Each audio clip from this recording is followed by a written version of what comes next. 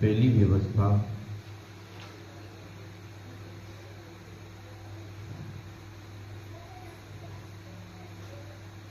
आराध्य।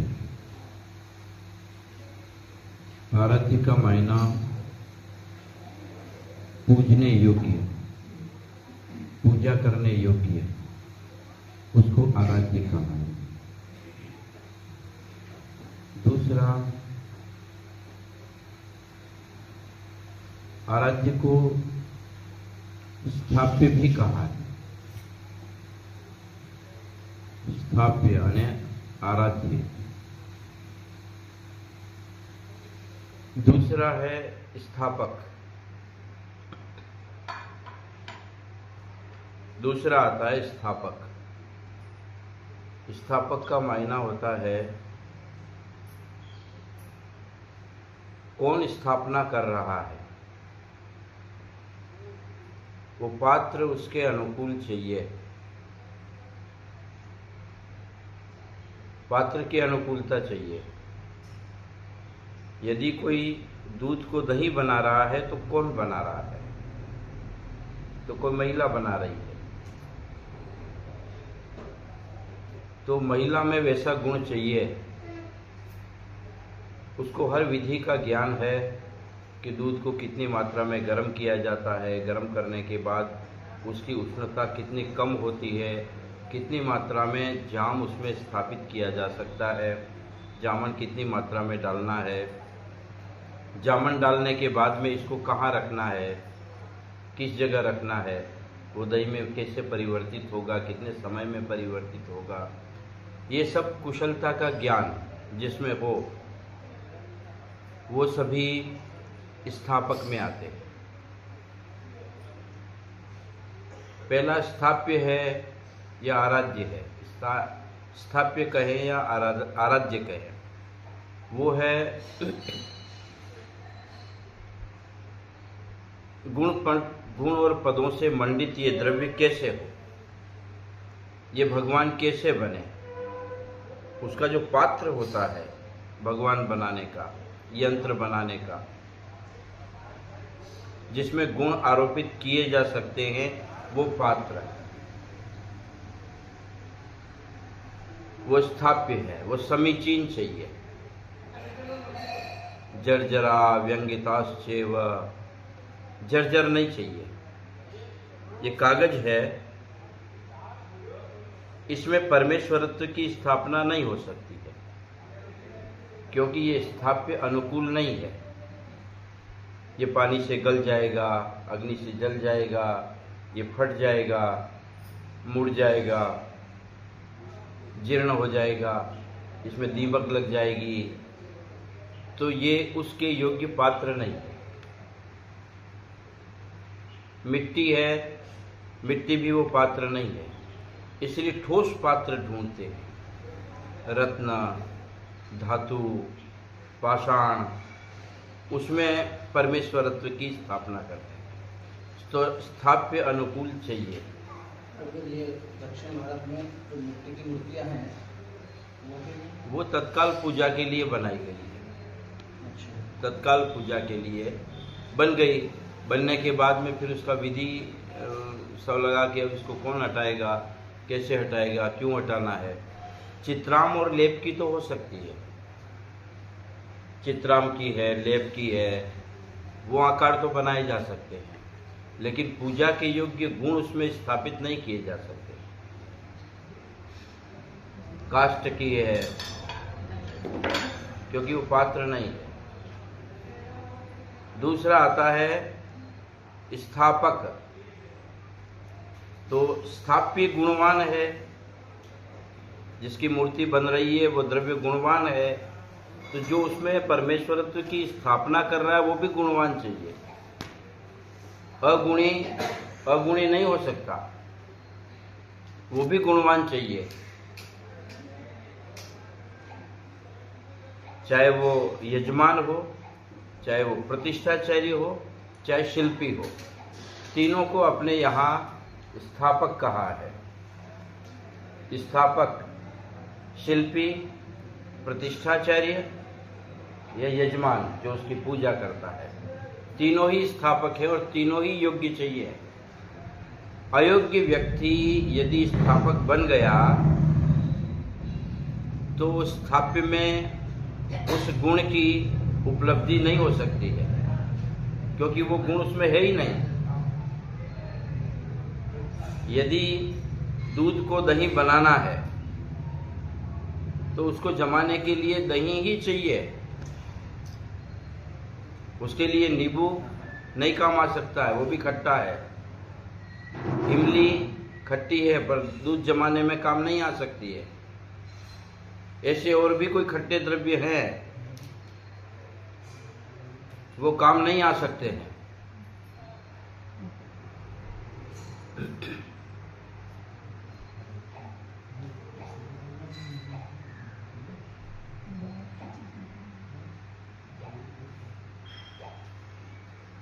ऐसा कोई भी व्यक्ति जो अपात्र है वो स्थापक नहीं हो सकता। अपात्र है, मूर्ति का निर्माता नहीं कहा जा सकता। शिल्पी है, उसे विधि का ज्ञान नहीं है, या व्यसनी है, दुराचारी है, वो स्थापक नहीं बन सकता। उस स्थापक के द्वारा जिस स्थाप्य का निर्माण हो रहा है वो अयोग्य हो गया। आकार प्रकार में सुंदर हो सकता है पर वो अयोग्य हो गया। इसलिए लक्षणान्वित कहा है कि वो लक्षण वाला चाहिए, उसमें लक्षण चाहिए। यदि दही के गुण जाम में नहीं है तो वो दूध को दही नहीं बना सकता है। वो दूध पूरा विकृत हो जाएगा, खराब हो जाएगा, अयोग्य हो जाएगा। उसमें दही जैसा गुण नहीं आ सकता है। इसलिए गुणवान चाहिए, स्थापक गुणवान चाहिए। इसलिए ग्रंथों में जहाँ स्थाप्य के गुण लिखे हैं, मूर्ति बनाने का द्रव्य, उसका जो गुण लिखा है वैसा का वैसा गुण प्रतिष्ठाचार्य के लिए, यजमान जो पूजा करता उसके लिए, और जो शिल्पी उसको बनाता उसके लिए वैसा गुण चाहिए। स्थाप्य की गुणवत्ता नापने के कई तरीके हैं। स्थाप्य की गुणवत्ता नापने के लिए कई तरीके हैं। जैसे कोई पाषाण की मूर्ति बनाई जा रही है तो पाषाण की मूर्ति को वो द्रव्य कैसा है वो देखा जाता है, वो द्रव्य देखा जाता है कि पाषाण ले आए। अब वो पाषाण मूर्ति तो बन जाएगी लेकिन वो छिद्र वाला है, अयोग्य रेखा वाला है, या उसमें कई जानवरों के चिन्ह हैं। पाषाण में कई जानवरों के चिन्ह आ जाते हैं। जैसे ये एक द्रव्य है, ये तो बनाया गया है टाइल से, इसमें चित्र है। ऐसे के ऐसे पाषाण में भी चित्र आते हैं, रेखाएं आती है, जानवरों के चिन्ह आते हैं, सूर्य चंद्रमा के तारों के चिन्ह आते हैं, जनेऊ की रेखा आती है। कोई सफेद मार्बल है तो देखा कि ये डॉट बने हैं, कोई रेखा बनी है। तो वो सब किस किस प्रमाण से योग्य है, किस किस प्रमाण से अयोग्य है, और वो रेखाएं किन शरीर के चिन्हों से गुजरेगी, उस सब का ज्ञान करने वाला स्थापक होता है। लेकिन उसकी शुद्धता लेनी होती है। पाषाण पुल्लिंग होते हैं, पाषाण नपुंसक होते हैं, पाषाण स्त्रीवेदी होते हैं। लकड़ी नपुंसक होती है, पुरुष होती है, स्त्री जाति की होती है। अब नपुंसक और स्त्री जाति की यदि कोई पाषाण है तो उसकी मूर्ति नहीं बन सकती है, उसमें पुरुषत्व तो नहीं है। अपने को ज्ञान नहीं है, शिल्पी को ज्ञान नहीं है, आराधक को ज्ञान नहीं है, बना लिया, बना करके रख लिया वेदियों में, वो स्थाप्य अयोग्य हो गया। उसमें पौरुषत्व की स्थापना करोगे तो वो तो स्त्री जाति का, नपुंसक जाति का द्रव्य है, तो नहीं हो सकता है, निषेध किया। उसका जानकार चाहिए। इसलिए तो पट्टमादेवी शांतला के उपन्यास में मूर्ति परीक्षण का बहुत बड़ा ज्ञान उसको था, द्रव्य परीक्षण का ज्ञान था, ये द्रव्य कैसा है। केवल जाकर के देखा और फीता नाप लिया कि ये लंबाई चौड़ाई अच्छी है, बढ़िया मूर्ति दिख रही है, ये प्रतिष्ठाचार्य का लक्षण नहीं।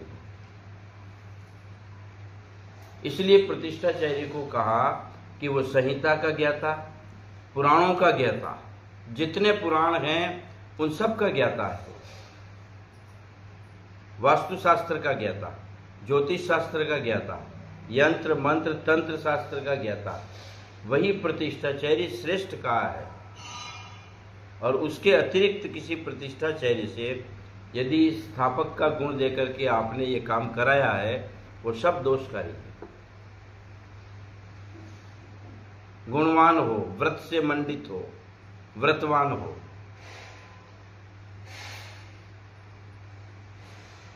तो स्थाप्य और स्थापक दोनों अयोग्य है।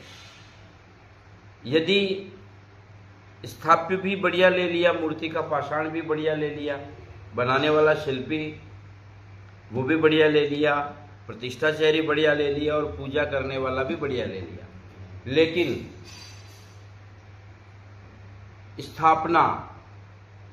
स्थापना विधि और स्थापना का द्रव्य यदि वो ठीक नहीं हुई कि जिन द्रव्यों से इस मूर्ति में गुण पदों की स्थापना की गई, यदि वो अयोग्य है द्रव्य,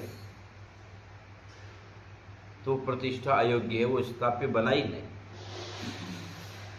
वो स्थाप्य बना ही नहीं, बन नहीं सकता है।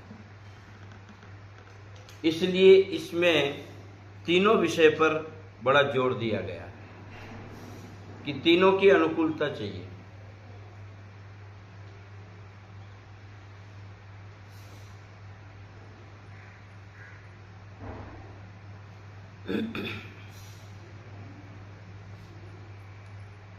ऐसा देखते हैं मूर्ति में पाषाण का देखते ही लक्षण, स्त्री पाषाण के पुरुष पाषाण। हाँ हाँ, आवाज से पता लगाते हैं, आवाज से इसमें पुरुषत्व आ रहा है, इसमें नपुंसकता है, आवाज से पता लगाते हैं, वजन से पता लगाते हैं, उसकी आकृति से पता लगा लेते हैं।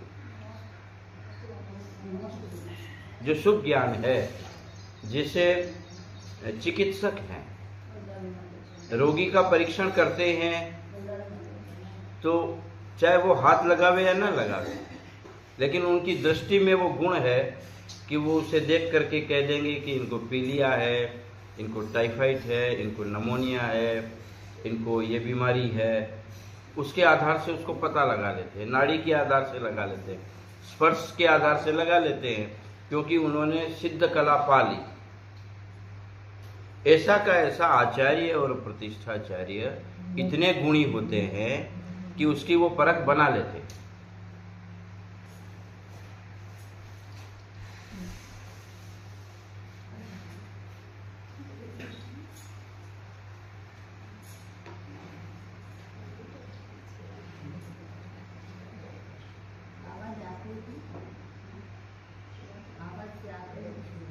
आवाज से पता लगाते हैं, आकृति से पता लगाते हैं, वजन से पता लगाते हैं, उसका प्रकार और ढंग से पता लगाते हैं।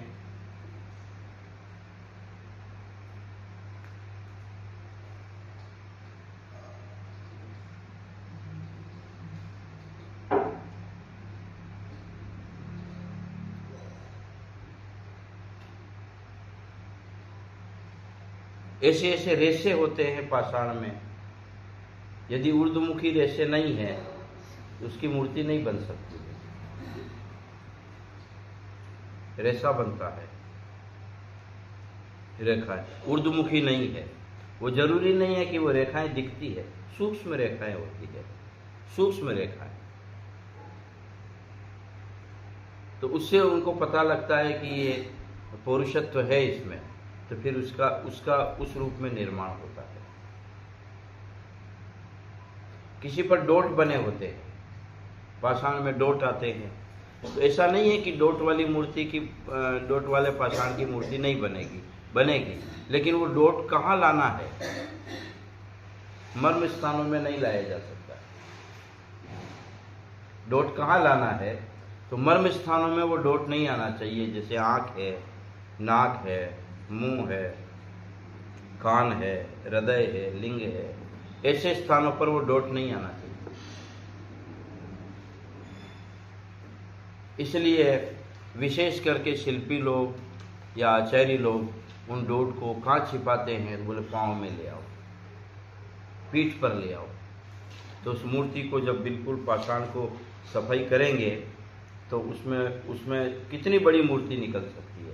तो जितना बड़ा पाषाण है उतनी बड़ी मूर्ति निकलेगी, ये निर्णय नहीं है।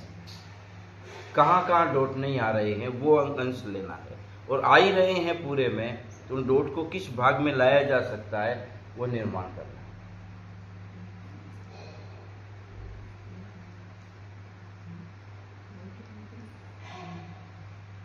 बिंदु बने रहते हैं, काले पीले कोई बिंदु छोटे छोटे रहते।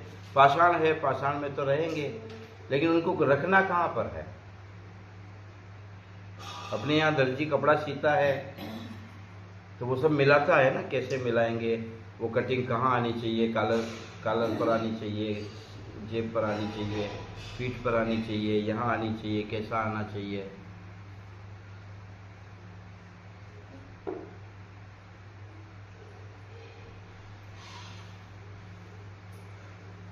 योग्यता उसी की तो है।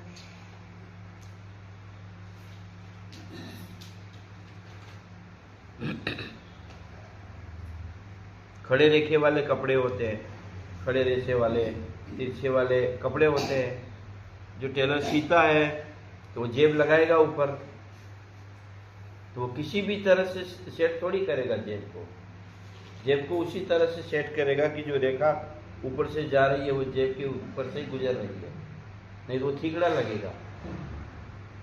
तो उसको ज्ञान रहता है कि ये रेखाएं कैसे जा रही है, तो वैसा ही कटिंग करके चिपकाता है।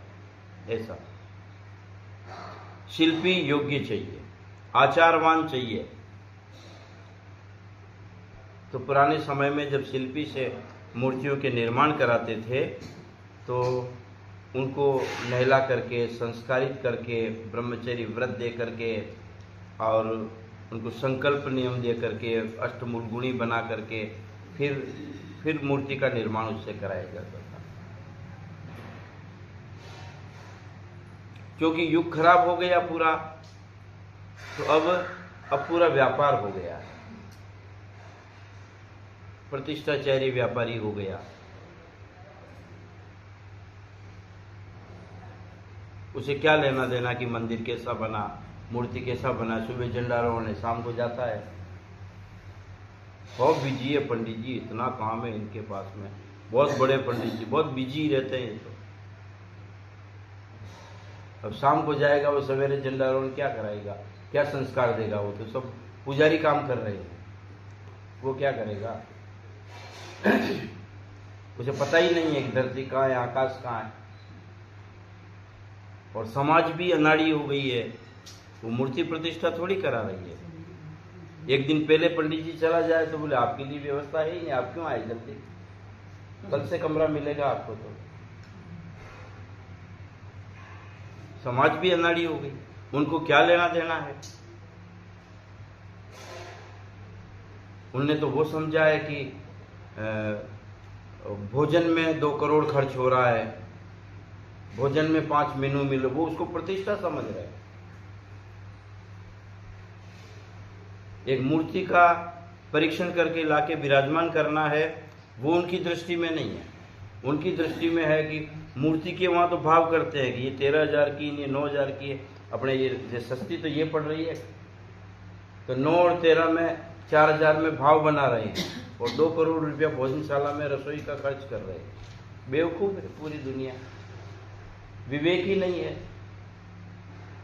हाउ बढ़िया सावे, होरो बढ़िया सावे, मकान बढ़िया सावे, लाड़ो लाड़ो वाका ना करो बेल चली जाएगा।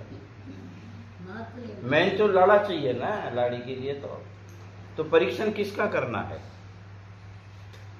तो आचार्य इसमें गलत हो गए, आचार्य भी गलत हो गए। महाराज साहब इतने बजे आएंगे ढोल बैंड चलाएंगे, सब पंडित जी कर लेंगे, होशियार पंडित जी है। महाराज में लग गए। ये सब पूरा कबाड़ा हो गया और फिर उस कबाड़े में सुख शांति की कल्पना की जा रही, सुख शांति की, कि प्रतिष्ठा होने के बाद समाज में, व्यक्ति में, यजमान में सुख समृद्धि नहीं बढ़ी तो पंडित जी प्रतिष्ठा में की गड़बड़ी रहेगी यार, 12 महीना भी गया, सब अशुभ हुई जो है, तो गड़बड़ी तो मूल में ही तो हो गई। निर्माण से लेके, भूमि चयन से लेके, प्रतिष्ठा से लेके, स्थाप्य स्थापक, सबसे तो गड़बड़ी हो गई। जो इंद्र मूर्ति में गुणों की स्थापना कर रहा है, जो स्थापक स्थाप्य में स्थापना कर रहा है, वही गड़बड़ है। व्रतवान नहीं है, रात्रि भोजी है, भोगी है,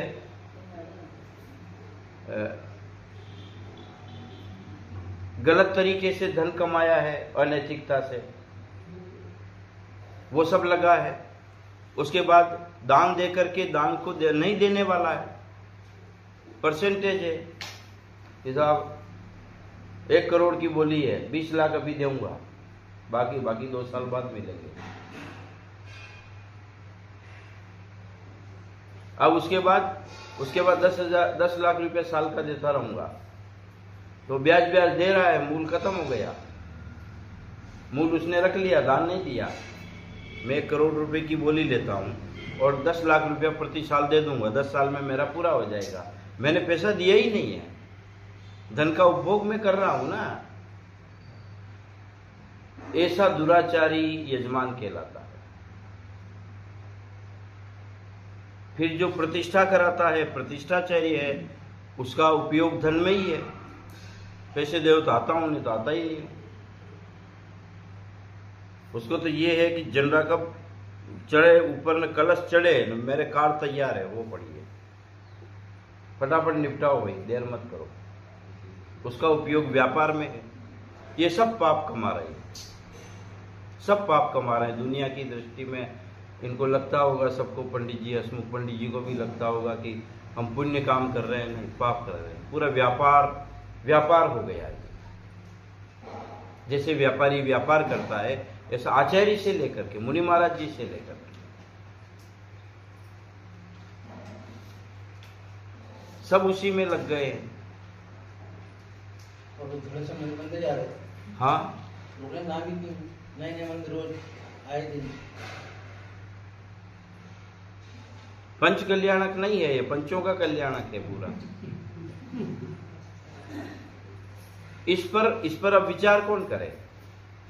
विचार कौन करेगा? जब सब एक जैसे हो गए कि रखवार ही खेत खाने लग गए, जिसको मैंने रखवार के लिए रखा वही खेत में भुट्टे खा रहा है बैठे बैठे, तो सारी व्यवस्थाएं समाप्त हो गई। तीनों पदों की, स्थाप्य, स्थापक और स्थापना, तीनों गलत हो गए। उसका परिणाम क्या होगा?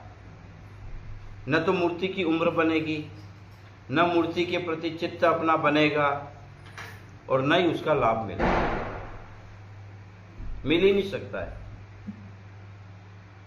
इसलिए कि तीनों अंधे बन गए, तीनों अंधे बन गए। मुझे पता लग जाए कि ये वस्तु इस तरह से खाने में मरण होता है तो मैं नहीं खाऊंगा। मुझे पता लग गया कि एक पकवान मैंने बनाया है और यदि ये 6 घंटा पुराना रह गया और इसको मैंने खाया तो मेरा मरण हो जाएगा, तो मैं 6 घंटा पुराना कब भी नहीं खाऊंगा, कि मुझे ज्ञान हो गया है कि इससे मरण होगा। अब किसी को भी उसका ज्ञान नहीं है, क्योंकि कोई भी ये चीज पढ़ता नहीं है। कौन पढ़ता है? प्रतिष्ठा ग्रंथ, पूजा करने की पद्धति पढ़ते हैं, प्रतिष्ठा ग्रंथ कौन पढ़ता है? आचार्य पढ़ते नहीं है, वो अध्यात्म में चले गए। हमको क्या लेना देना, हमारा काम थोड़ी है, तो पंडित जी का काम है।